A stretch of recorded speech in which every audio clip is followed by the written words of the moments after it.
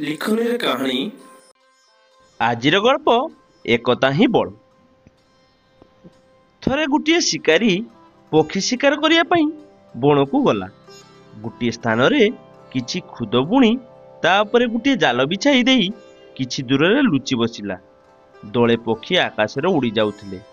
ବଣରେ ଖୁଦ ପଡ଼ିଥିବାର ଦେଖି ଖାଇବା ଆଶାରେ ତଳକୁ ଓହ୍ଲାଇଲେ ଏବଂ ଜାଲରେ ଛନ୍ଦି ହୋଇଗଲେ। ଆଉ ଉଡ଼ି ଯାଇ ପାରିଲେ ନାହିଁ। ପକ୍ଷୀମାନଙ୍କ ମଧ୍ୟରେ ଜଣେ ଦଳପତି ଥିଲା। ସେ ସମସ୍ତଙ୍କୁ ଏକମନ ହୋଇ ଜାଲକୁ ନେଇ ଉଡ଼ିଯିବା ପାଇଁ କହିଲା। ସମସ୍ତେ ଏକମନ ହୋଇ ଜାଲକୁ ନେଇ ଏକାଥରକେ ଆକାଶମାର୍ଗକୁ ଉଡ଼ିଗଲେ। ଶିକାରଟି ମନ ଦୁଃଖରେ ଘରକୁ ଫେରିଲା। ଦଳପତି ଜାଲ ସହ ପକ୍ଷୀମାନଙ୍କୁ ନେଇ ତାର ବନ୍ଧୁ ମୂଷା ପାଖକୁ ନେଇଗଲା। ମୂଷା ଜାଲଟିକୁ କାଟିଦେବାରୁ ସମସ୍ତେ ଜାଲରୁ ମୁକ୍ତ ହେଲେ।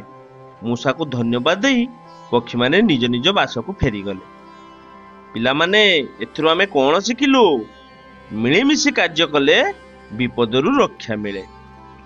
ଦର୍ଶକ ବନ୍ଧୁ, କ୍ଷୁଦ୍ର ଗଳ୍ପ ସାହାଯ୍ୟରେ ଆପଣମାନଙ୍କୁ ଏଣ୍ଟରଟେନମେଣ୍ଟ କରିବା ଏହା ମୋର ଛୋଟିଆ ପ୍ରୟାସ। ଯଦି କୌଣସି ଉଚ୍ଚାରଣରେ ଭୁଲ ଥାଏ ତାହେଲେ ମୋତେ କ୍ଷମା କରିଦେବେ।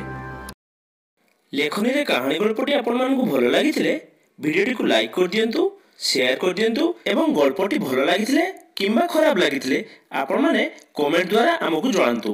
ଆପଣମାନଙ୍କର କମେଣ୍ଟ ଆମ ପାଇଁ ବହୁତ ଗୁରୁତ୍ୱପୂର୍ଣ୍ଣ। ଦର୍ଶକ ବନ୍ଧୁ, ଏମିତି ଭଲ ଭଲ ଗଳ୍ପ ଶୁଣିବାକୁ ଚାହୁଁଥିଲେ ଚ୍ୟାନେଲଟିକୁ ସବସ୍କ୍ରାଇବ କରିଦିଅନ୍ତୁ ଏବଂ ପାଖରେ ଥିବା ବେଲ୍ ଆଇକନଟିକୁ ଦବାଇ ଦିଅନ୍ତୁ, ଯାହାଫଳରେ ଭିଡ଼ିଓର ପ୍ରଥମ ନୋଟିଫିକେସନ ଆପଣ ପାଇପାରିବେ। ଦର୍ଶକ ବନ୍ଧୁ, ପୁଣି ଆଉ ଥରେ ଦେଖା ହେବ ଲେଖନୀର କାହାଣୀରେ ଆଉ ଗୋଟେ ଅଧ୍ୟାୟରେ। ସେ ପର୍ଯ୍ୟନ୍ତ ରହୁଛି। ନମସ୍କାର।